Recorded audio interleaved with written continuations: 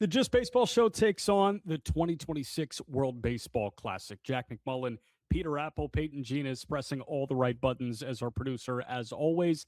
Thank you so much for joining us, whether you're listening on Spotify or Apple Podcasts, or you're watching on YouTube, on X, or with our friends at SportsGrid. We are going to walk through the notable teams and the notable individuals in the World Baseball Classic. We'll end with some big league news. It flew under the radar, obviously. There are bigger fish to fry in baseball right now because we have the best international tournament going at this moment. Is there a chance for possible optimization of this tournament moving forward? Sure. But is it absolutely electric right now? Yes, it is. Peter, who we brought to you by? BetMGM. And if you haven't signed up for BetMGM yet, use bonus code JUSTBASEBALL when signing up, and you will get up to a $1,500 new player offer on your first wager with BetMGM. Here's how it works. Just download the BetMGM app and sign up using bonus code JUSTBASEBALL. Deposit at least $10 and place your first wager on any game. And if that bet loses, you will receive up to $1,500 in bonus bets. And the world's top baseball stars continue to go head-to-head in the World Baseball Classic. Join the excitement and make your WBC moment when you bet with boosted odds. Activate your Odds Boost token for any World Baseball Classic bet, and you will receive a bigger payout if your bet wins. Again, the reminder, it's code JUSTBASEBALL on BetMGM. We're going to start with the United States. I don't want to waste any time. The Team USA looks like the juggernaut that they were built to be, and we're talking redeemed team even after a silver medal, a runner-up finish in the 2023 World Baseball Classic. They were an inning away from winning the whole darn thing against Team Japan the last go-around, but they are putting their best foot forward right now. The United States got a 15-5 win over Team Brazil in their WBC opener, and then they blew it open in the back half of the ball game against Great Britain in Houston. That was on Saturday when Tarek Skubal towed the rubber, a 9-1 final score. The rundown on the Great Britain game is interesting because it was very NCAA tournament-ish, or I really loved this one from Adam Amin, AJ Przynski, Adam Wainwright, who do a heck of a job on the broadcast for Fox. They were comparing it to a group of five versus Power Five college football game. And I think that's perfect. The first pitch of the game from Tarek Skubal was taken deep by Nate Eaton. It was a shot, but it was also the first pitch of the game. And Tarek Skubal was asked about it after his start. He said, it's a first pitch fastball. It's the first pitch of the game. If they're going to clip that, that's fine. I felt good about the rest of the start. And the U.S. was down 1-0 when we were halfway home. But in the bottom of the fifth inning, the U.S. started rolling. Kyle Schwarber hit the big homer, and they win that game 9-1. This team is built to outlast others. And I found myself during that game on Saturday against Great Britain saying, this game's just too long. If it was a 5-inning game, there are a lot of teams that have a shot. If it's a 7-inning game, there are a couple teams that have a shot. But you got to play 9 innings, and you have to get 27 outs against this offense. And that seems like an impossible task right now. So I'm glad that you seem so fired up about Team USA, because I've been watching tons of World Baseball Classic games this weekend, as I know you have as well, and I'm not as fired up about them. And it's not because I'm not rooting for Team USA. I want to be incredibly fired up about this team. I just felt like there hasn't been a certain amount of punch that we should be getting from the greatest roster ever assembled. Now, there have been good performances, like you said, right? Kyle Schwarber is hitting 500. Gunnar Henderson in the last game went 4 for 5 with all 4 hits being above 105 miles an hour. Why is he not starting? I love Bryce Terang, but I would love to see Gunnar Henderson in this lineup against Mexico in Monday night's game. But Skubal did give up that home run. Michael Wacha gave up 3 earned in 3 innings. Logan Webb also gave up a home run. Now, Clay Holmes, amazing. 3 innings, 1 hit, no runs, 6 strikeouts. But there has been an error in each game. And it's not like the 2 teams in front of the United States are providing that great a competition. I mean, Brazil hasn't won a game yet, and it felt like Brazil was clawing their way back into that first one. And then against Great Britain, yeah, they put on a pretty good performance, but I'm also looking at batters in the lineup like Aaron Judge, like Alex Bregman, like Bryce Harper. All of them, I know it's 2 games. Yeah. But my expectations for the greatest team ever fielded are going to be the highest humanly possible. And the fact that those three guys in the lineup have all struck out multiple times, Yeah, and are all hitting 250 or below, I'm enjoying it. I need more, Team USA. If you want to go compete with the Dominican Republic, you want to go compete with Japan, even Venezuela, you got to show more juice and you got to play better than they have over the first two games. The ultimate trump card that I can give you is you need to see more, and through two games, their run differential is plus 18 at this point. It should be plus 30. This is the greatest team ever assembled against Brazil and Great Britain. So I'm excited to hear how you spin it when we get to the Dominican Republic and even Japan. Japan is playing stiffer competition, obviously, but the Dominican Republic has played Nicaragua and Israel to this point, and the Netherlands. And I mean, the DR is, it seems like just kicking keister. And we look at Team USA, the run differential per game is pretty much the same as the Dominican Republic, but we're just branding it in an entirely different way. I understand that your bar is incredibly high, astronomically high, as it should be, but I'm not really in on the whole nitpicking. They should be winning these games by 15 and run ruling everybody. What I am interested in nitpicking is the use of Gunnar Henderson and Bobby Witt Jr. You mentioned that Gunnar Henderson, after a 4-for-5 day and his softest hit was 105 off the bat on Saturday against Great Britain, is out of the lineup on Monday against Mexico. I don't really understand how that makes any sense. I appreciate your point on Terang, and I appreciate that Mark DeRosa views Terang as one of the best second basemen in Major League Baseball. I viewed him as the number 2 second baseman in baseball going into the 2026 season. But at the end of the day, this type of all-star roster is the one where you put a shortstop at second base because his bat is ridiculous. And this is the type of game where Gunnar Henderson plays second base, or somebody plays third, like Gunnar plays third, Bregman plays second. I'm not married to the defensive thing. 2023, dial it back. Different Tim Anderson, but we saw Tim Anderson play second. That guy was a shortstop playing second base. Why can't Gunnar Henderson be that guy? That's the only thing I'll nitpick right now. I'll even add on to that. Sit Bregman. You know why? Bryce Terang is hitting 500. He went 3 for 6 in that Friday game where it looked like DeRosa's, lineup that he's going to put out against Mexico, Team A, basically. And Gunnar Henderson, even though he's a top 15 player in the sport, just for whatever reason, on Team B. So in an effort to get Gunnar into the lineup, I'm okay putting Bregman on the bench, put Gunnar at third, put Bryce Terang at second base. Gunnar Henderson has to find a way to be in the lineup. And when I say top 15 player in the league, I'm not just talking about in this tournament. I'm talking about on the whole freaking planet, in the whole universe. Unless they have baseball teams in other universes I'm not sure of. But in this universe, Gunnar Henderson is as good as it gets. And it's not as if he didn't show it in that game against Great Britain. And then you have the fact that Tarek Skubal has mentioned that he is now going to go back to the Tigers, that he's not going to pitch anymore in the World Baseball Classic, per manager Mark DeRosa, which, in my opinion, I do totally understand. I know people want to pile on him. He's about to be a free agent. He's going for his third straight Cy Young. Ask yourself, truly, if you were in line for potentially $400 to $500 million and you were in line to get your third straight Cy Young, are you going to pitch? I think people initially want to say, oh, yes, I would. I think the majority of people, when that check is in front of them, they would say, no, I get why Skubal. It's obviously disappointing. We want to see Skubal, but if I was in his shoes, I totally understand.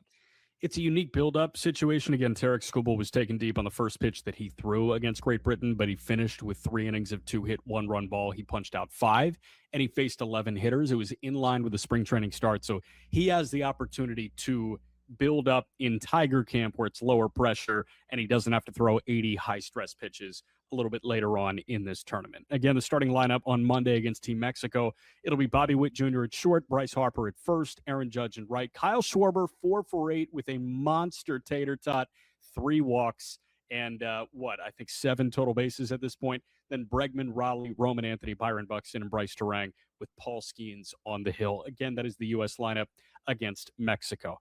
There are a couple other big-time standout teams in the World Baseball Classic. 2 of them are playing in Miami. We're going to talk about those 2 teams next. Keep it locked right here right on the Just Baseball show, the pod there. Jack, Peter, Just Baseball show. We were talking Team USA. Now I want to pivot to the Dominican Republic and a little bit on Team Venezuela as well. The Dominican Republic is running roughshod over everybody right now. And there are points, much like Team USA, where early in the game, it seems like the Dominican Republic is a little bit vulnerable, but then they start to put teams away.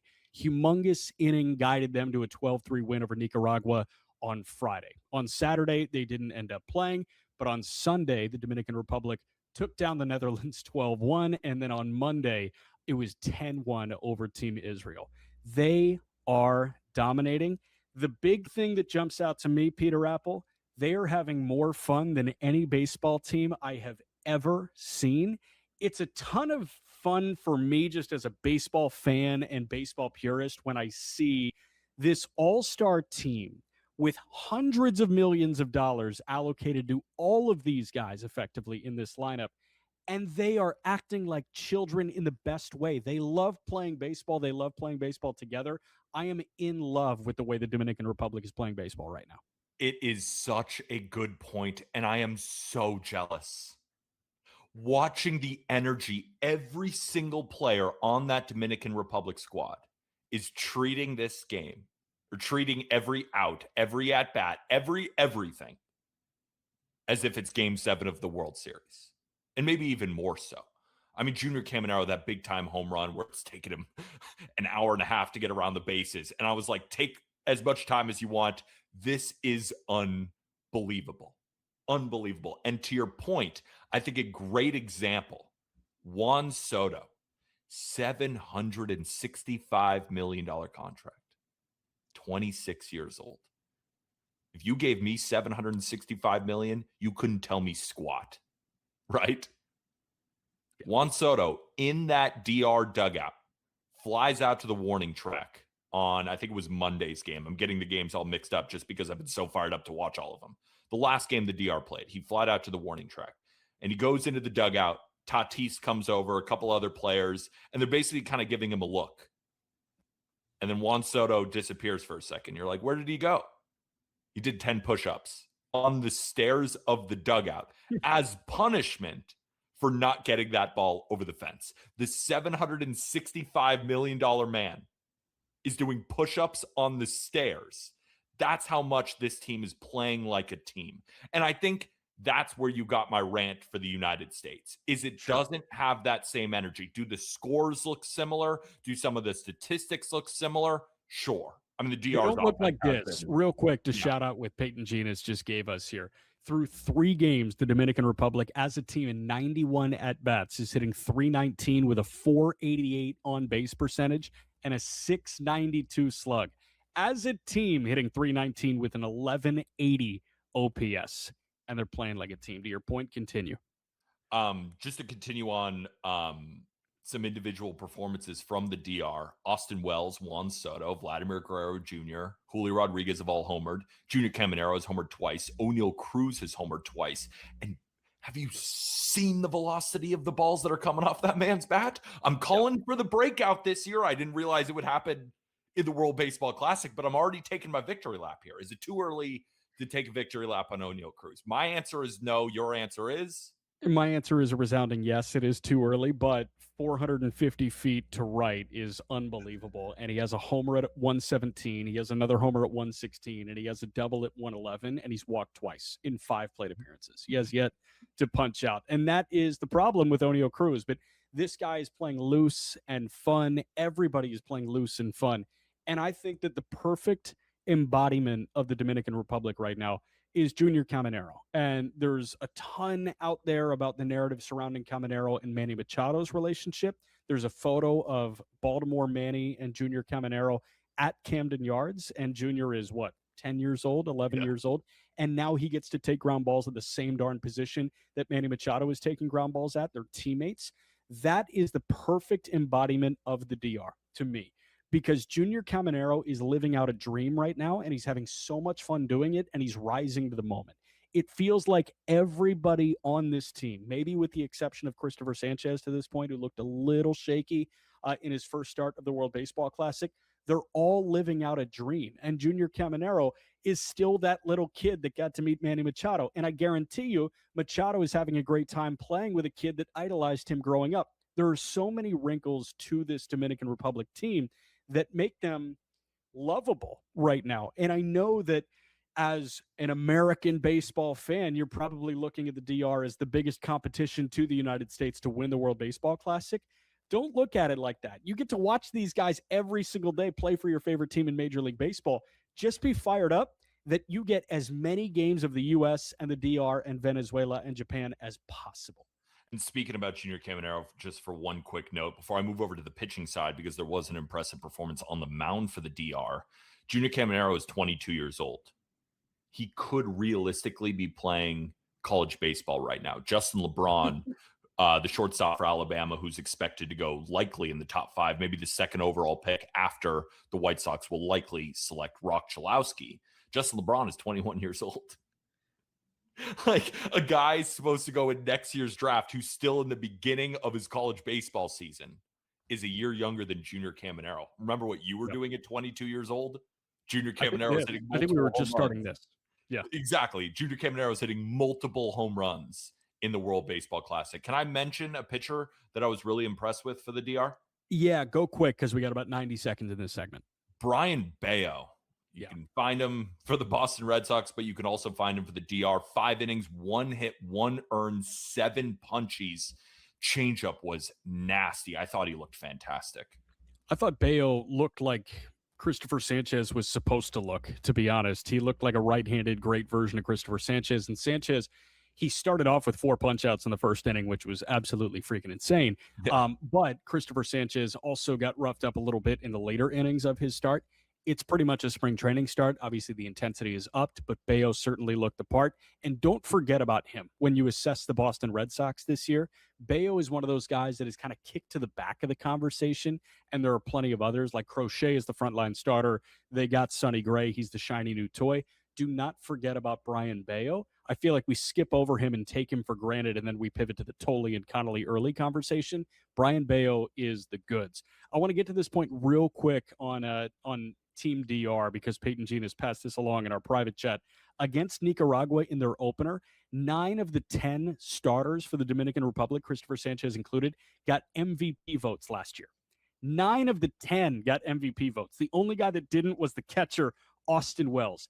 It is unbelievable. The sheer amount of star power that they're running out. Sandy Alcantara is going to get the ball on Wednesday for the Dominican Republic against Venezuela. That guy has a unanimous Cy Young in his trophy case already.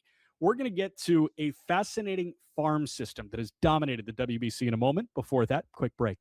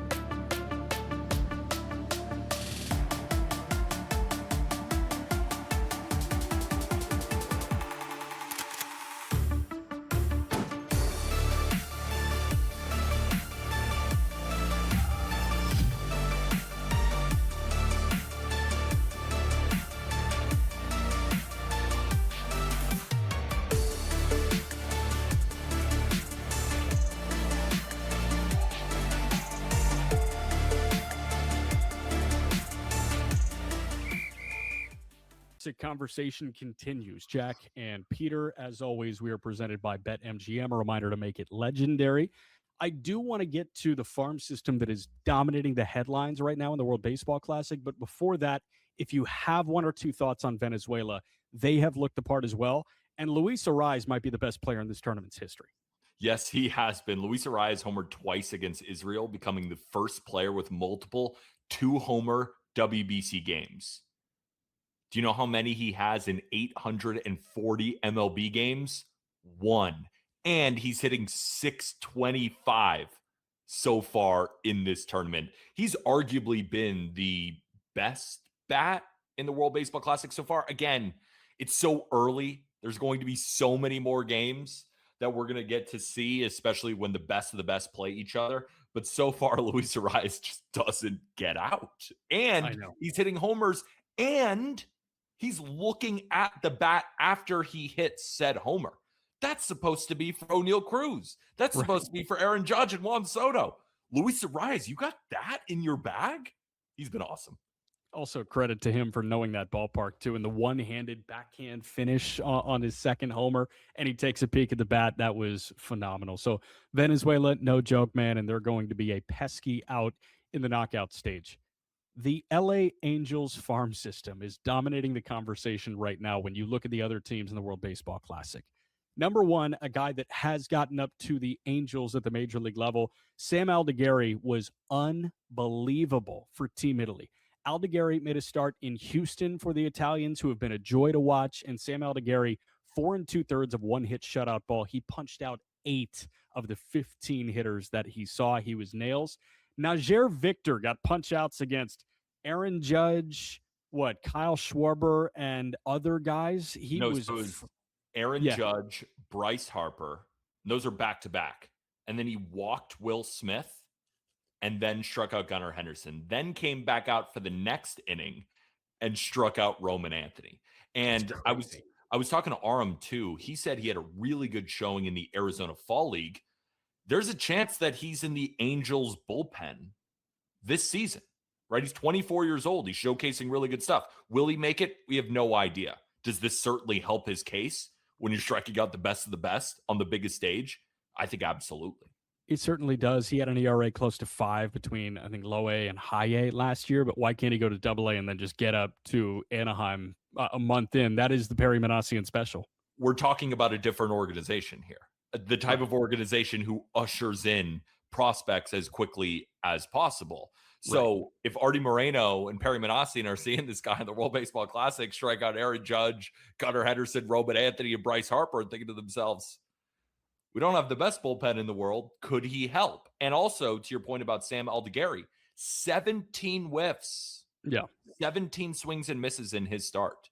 Against the same lineup, Logan Webb had 10. In Tarek Skubal's start, he had 13. Just to put that in perspective, 4 2/3, no runs, 8 punch-outs, 17 swings and misses. And then, Manny Ramirez's son. It's Lucas being Lucas, man. A multi-homer day against Team USA. Lucas Ramirez, the son of Manny Ramirez, and effectively a favored draftee by the LA Angels. He was a 17th round pick in 24 out of American Heritage High School in South Florida. Lucas Ramirez this past year played 60 games, mostly at the complex. He had a 772 OPS. He only hit 3 homers, and he has 2 against the United States in a single game. Lucas Ramirez stepped up and rose to the occasion, along with Najer Victor, along with Sam Aldegheri. The Angels needed some positive PR. Apparently, Bremner looks the part early in spring training as well.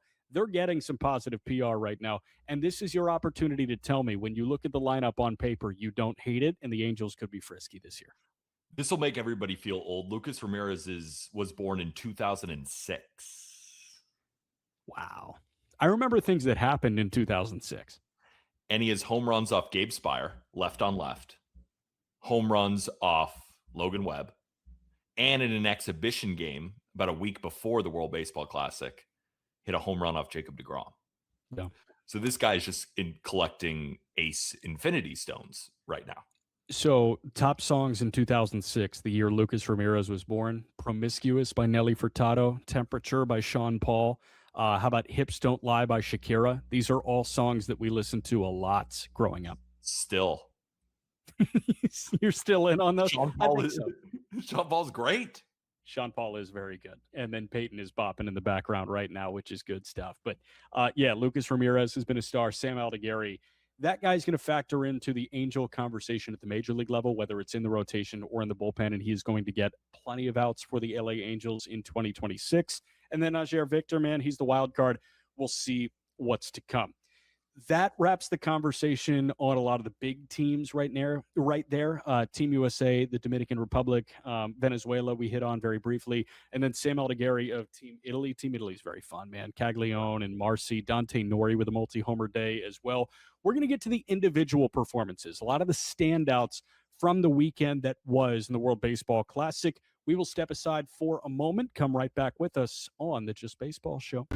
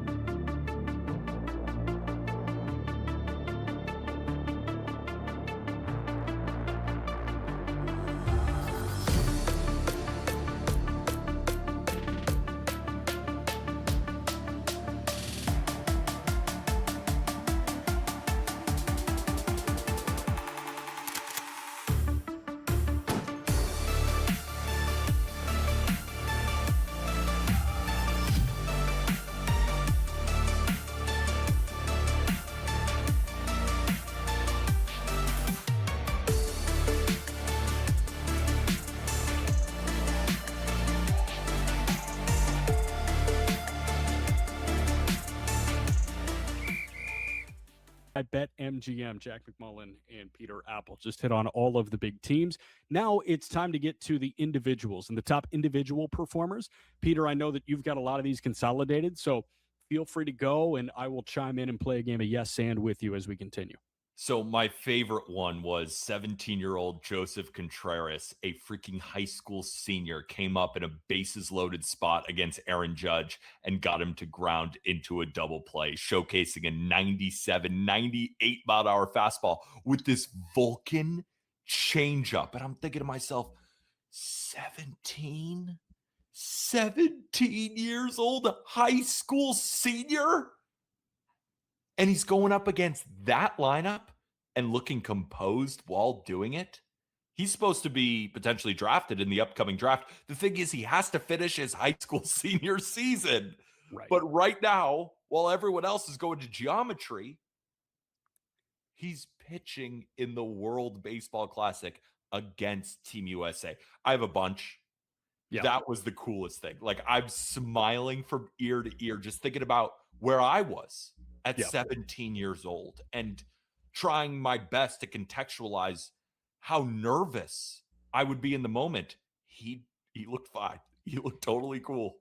It was cool because the Joseph Contreras conversation allowed me to walk down memory lane with Jose Contreras. And I was in the Marlin clubhouse the other day and we were talking about Joseph Contreras. And I was like, do you remember that rotation from the 05 White Sox? Because that was the team of my childhood. And Jose Contreras factored into the 2005 Chicago White Sox. Before Joseph was even born, I was watching Jose Contreras get the highest leverage outs imaginable.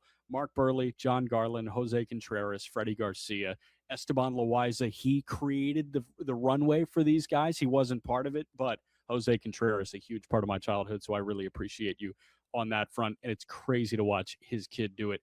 I also want to shout out real quick Ozzy's comment here. No Team Mexico shout. That's our bad because Team Mexico has been unbelievable. I know you have a couple of individuals to highlight here, but 6 innings against Brazil in a 16-0 win. They hit 500, 16 for 32 with 4 homers, 4 doubles. They walked 5 times. They punched out 2 times. They had 16 runs. Their offense recorded 17 outs. It was an 8-2 win over Great Britain in their first game as well. Team Mexico has been on absolute fire as of late.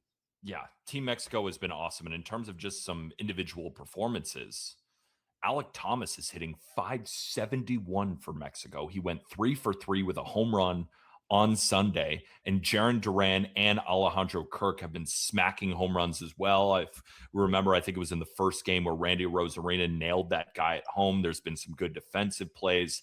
Like, this is a really solid team. The United States is going on to face Mexico, in the last game of Pool B, and basically the winner will win Pool B. And the United States is a big favorite on BetMGM, and deservedly so.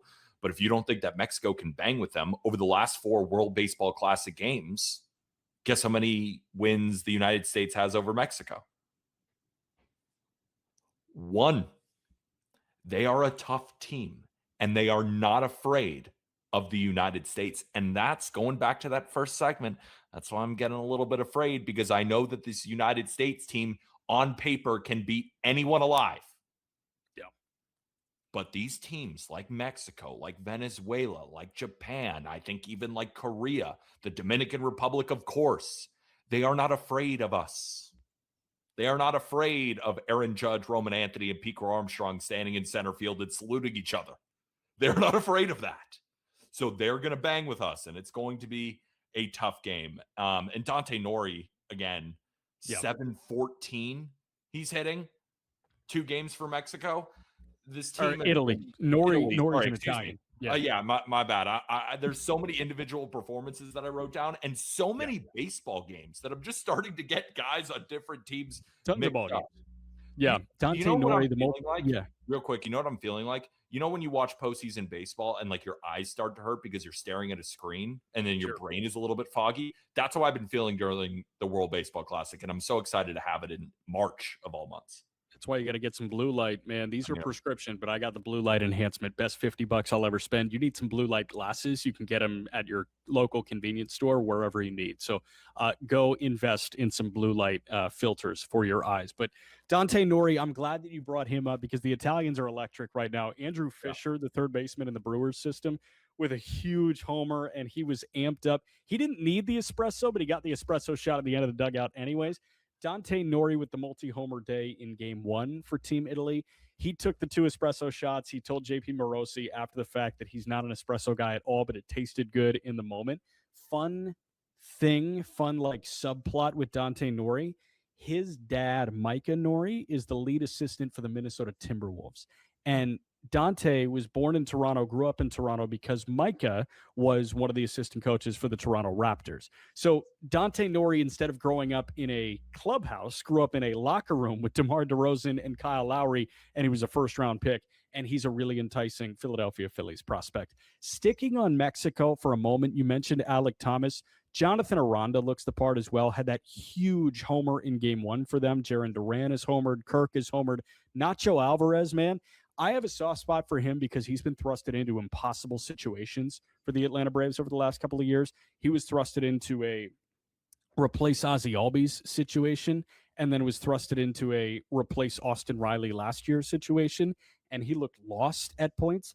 But Nacho is one of those guys that I think can work at some point for the Braves, and he could be absolute great depth for them.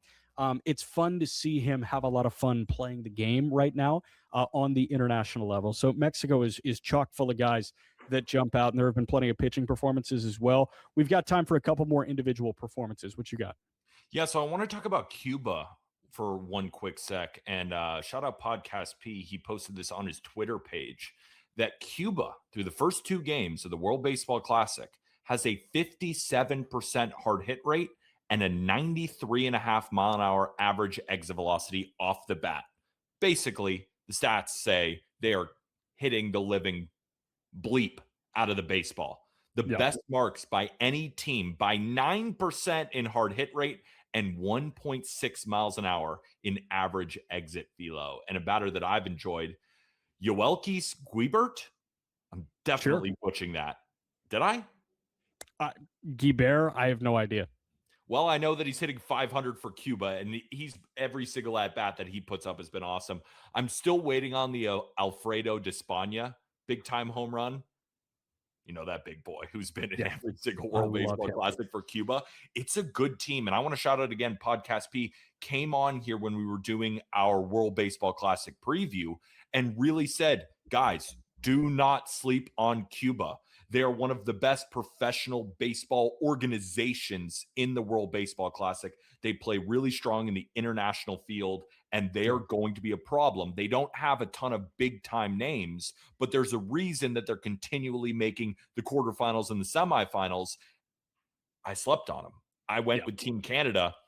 Not great for Team Canada. Tonight, Cuba and Puerto Rico are going to play for the winner of Pool A, and on BetMGM, I sprinkled a little 3-1 on Cuba. One smaller note about Team Cuba, and then two of the notable guys on Team Cuba. Arizbel Arrobarena has been around for a minute here. He was a Dodger farmhand, I think, for a while, but Arrobarena has gotten off to a nice start offensively. Ariel Martinez also has a homer. Yoan Moncada, I saw Foolish Baseball put out, is in the 5 hitters that he likes going into 2026, and I cannot get off of Yoan Moncada, so I love that. He's already homered in this World Baseball Classic. And you know who looks really good? A guy that is no longer on the 40-man roster for the Blue Jays, Yariel Rodriguez out of the Cuban bullpen. Yariel Rodriguez in 2 appearances out of the pen, 4 1/3, 1 hit, no runs, no walks, 6 punch-outs in 4 1/3. So Yariel certainly looks the part. Moncada with a big swing, and then Arrobarena and Guibert, whatever it is, it totally works, man. A couple other homers that I want to shout out here. Ozzie Albies with the first walk-off homer in the history of the World Baseball Classic. That was such a huge swing for the Netherlands. And Ozzie, that would be a huge year for the Atlanta Braves. Daryl Hernandez for Team Puerto Rico. And shout out Tyler Maughan, who's on the World Feed call right now with Ryan Rowland Smith. I love listening to those guys in San Juan right now at Hiram Bidhorn. But Puerto Rico, increíble. That was a blast to listen to. Panama has been pretty electric as well. And then Canada, where were you for the Marlin relay heard around the world? Owen Casey grabbing it on the bare hand on the track right to Otto Lopez, who fired an absolute dart to the plate to go get Enrique Bradfield for Panama trying to score. So we got that going on. We do have to take a quick break. I know Peter has a thought. We'll get to that in a sec on the Just Baseball Show.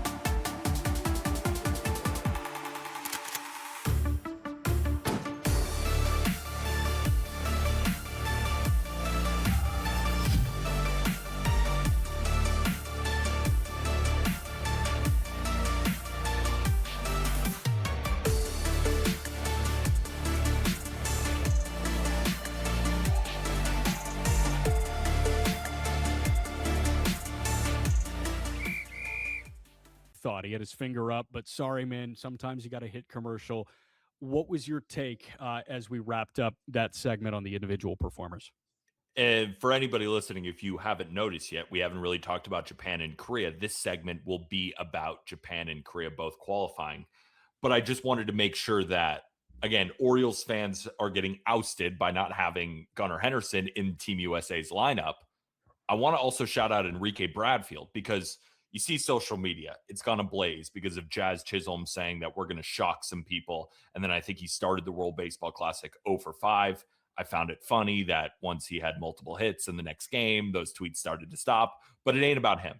It's about Enrique Bradfield, Orioles outfield prospect, who I remember watching at Vanderbilt and watching the College World Series a few years ago and leading over to you guys and saying, I think I'd take him one. The only reason I said that is because the speed was out of this world. It was 80 grade speed. He had an amazing glove. And I was like, if he hits it all, I want him on my baseball team. Obviously, he did go number 1 overall, but he was a top pick by the Orioles, hitting .500 for Great Britain so far. I thought he's put together some really good at-bats as well. So I wanted to make sure to shout out Enrique Bradfield before we talk about the guy who everybody wants to talk about in Shohei Ohtani and Team Japan. And then, but we can't forget about Korea. They can also bang. Yeah, let's talk about Japan and Korea here, because those two are the two that are advancing out of the pool from the Tokyo Dome. If you weren't up late or up early, you missed some insane baseball. And pour one out for the Aussies. The Australians put up a heck of a fight. Chinese Taipei put up a heck of a fight. But it is Japan and Korea, the two favorites to get out of the pool that do get out of the pool. Quick shout out to Travis Bazana. Quick shout out to Yu Chang and Chinese Taipei. But this was, as written, Japan and Korea getting out of that pool. Yeah, and shout out Chinese Taipei for taking down Korea. We saw all the players on the field emotional, crying, multiple of them, because of how happy they were to take down a team like Korea. I thought that was a really cool moment. But just getting back to Shohei Ohtani, I mean, oh man, Bad Bunny and Timothy Chalamet are in the Tokyo Dome.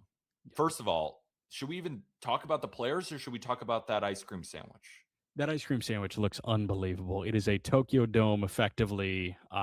It looks mochi-esque. What did it look like? That looked like if you're walking up the pearly gates to heaven, and when you like enter a really nice cocktail party, and they'll offer you like a little glass of champagne before you enter. You want that? That's what I want before we get into heaven. Hopefully we get there. I want that at the pearly gates, and it's like this little fluffy, wonderful thing, and that's at a baseball stadium. Now, the campfire milkshake that the Chicago White Sox serve is one of the best desserts I've ever had at a stadium. It's really, really good. It ain't touching that. Are you kidding me? Are you kidding me? That looks so good. So getting back to the players. Yeah. Shohei Ohtani threw the first 2 innings, and here it is for everybody to see live here on SportsGrid and on watching live on YouTube for the Just Baseball show. The Tokyo Dome ice cream sandwich indeed goes insane. Insane. God, that looks good. It looks so good. They've perfected the ice cream sandwich over there at the Tokyo Dome. But in front of Bad Bunny and in front of Timothy Chalamet, in the first 2 innings of the game, he ripped a 117-mile-an-hour double. He launched a grand slam and added an RBI single. Shohei Ohtani is hitting .556 so far during the World Baseball Classic. He just proves day in and day out why he is beyond compare, why he's almost beyond humanity. I don't even know how to describe him, but that's his greatness. You can't really describe him. He's a perfect baseball player. I wish he was pitching, but this is pretty good too. It's okay. I will say Japan being led in the power department, like they've had 6 homers hit in pool play from 3 guys.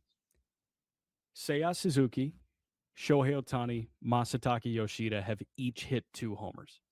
That is grabbing the right guys to complement the NPB All-Stars that they're running out there. And there are plenty of guys that are very, very talented on this team, right? Genda is incredibly talented. Shugo Maki, incredibly talented. Murakami has looked okay so far, but Sato is good. Kondo is good.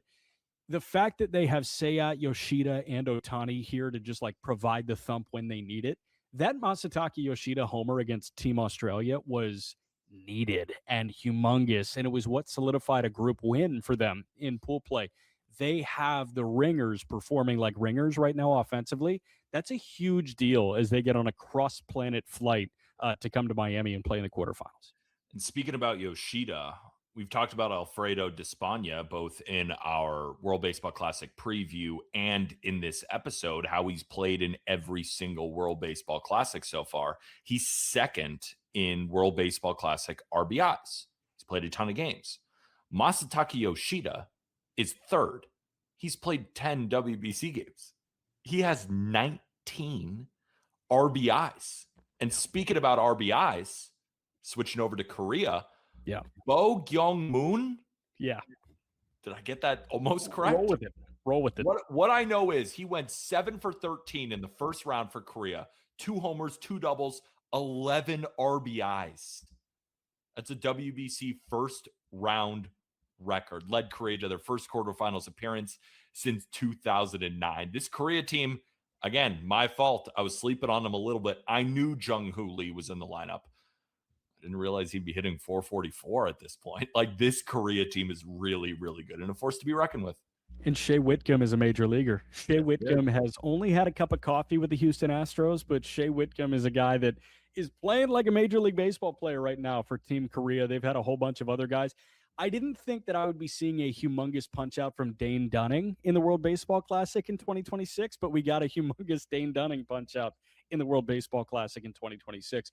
I'm looking for a better performance from Haesung Kim when they come over to Miami in the quarterfinals, but Haesung Kim did have a big homer. It's a shame that they don't have Ha-Sung Kim in the fold. Again, Ha-Sung Kim signed his free agent deal with the Atlanta Braves, but slipped on some ice, I think, in Korea over the offseason, and he's out for the first couple of months. But Team Korea looks certainly formidable, and Team Japan looks as strong as they really ever have. The pitching probably took a step back when you look at Yamamoto and Yusei Kikuchi. Last go-around, they had Otani, Yamamoto, Sasaki when he was at the peak of his powers, and Yu Darvish when he was healthy. So it's a little bit different now, I guess. We have about 30 seconds left here. Japan going to the finals. Yay or nay? Quick reason why. Yay. From the beginning, said stop sleeping on Japan. Everybody was putting the U.S. and the DR in the same conversation and just leaving out Japan. One team has won 3 WBC titles. No other team has won more than 1. Respect Japan. I still think they're going to end up beating the DR. Interesting. Yeah, I don't know. It's so tough. That Team DR is so unbelievably good. We're going to wrap with a couple big league thoughts in a moment. We'll be back.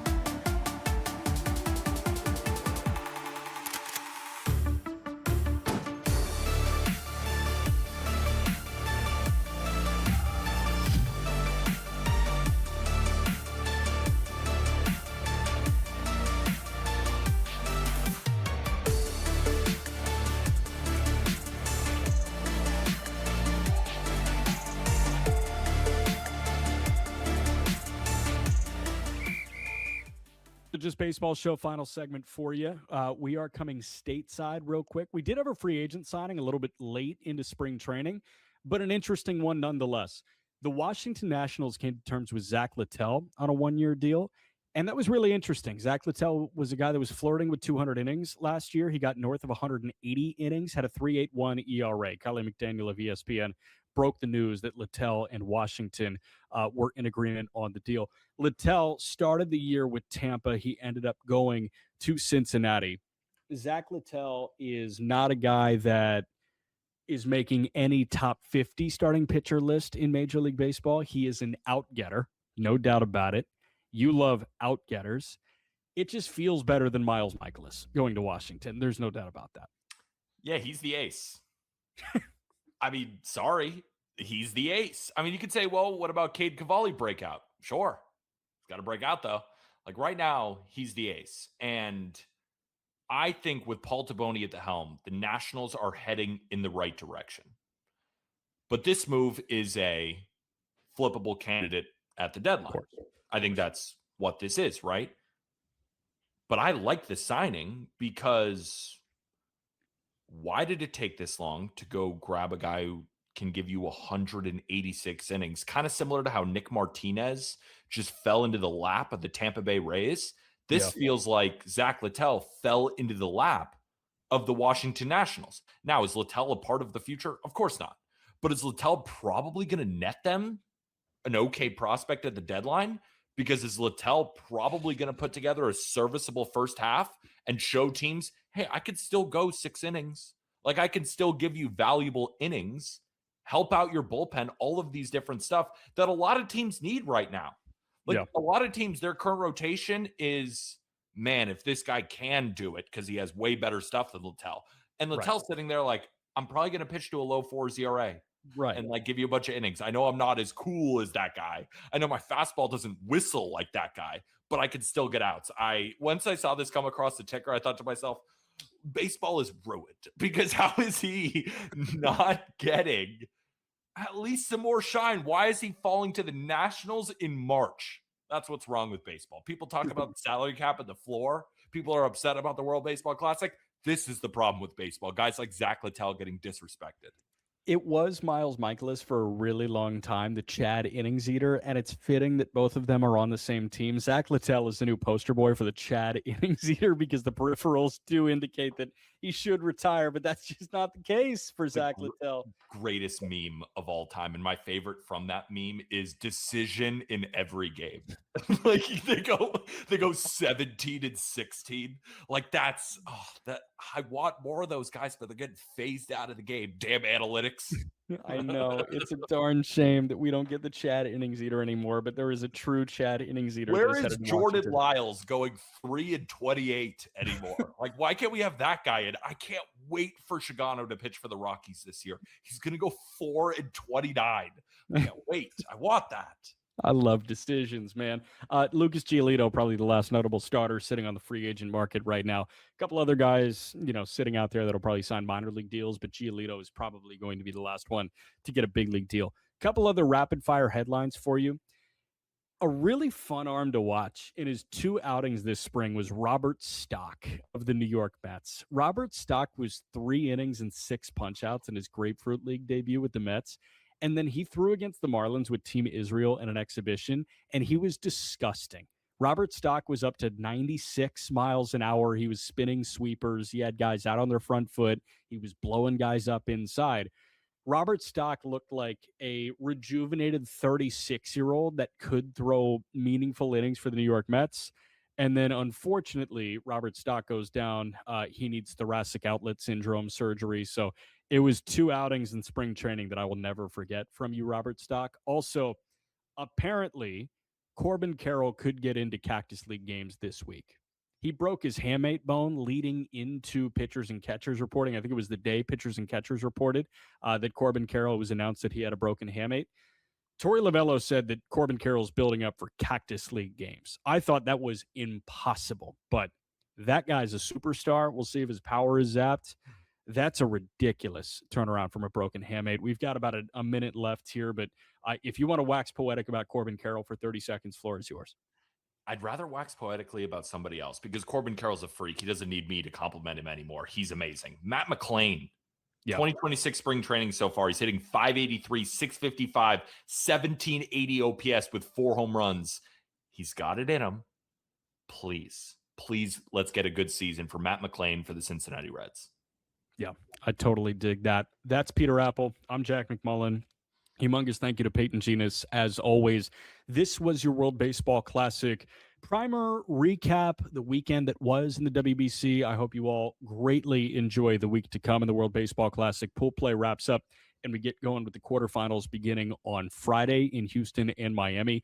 They continue through the weekend. We've got the semis as well, all leading up to the WBC final on Wednesday.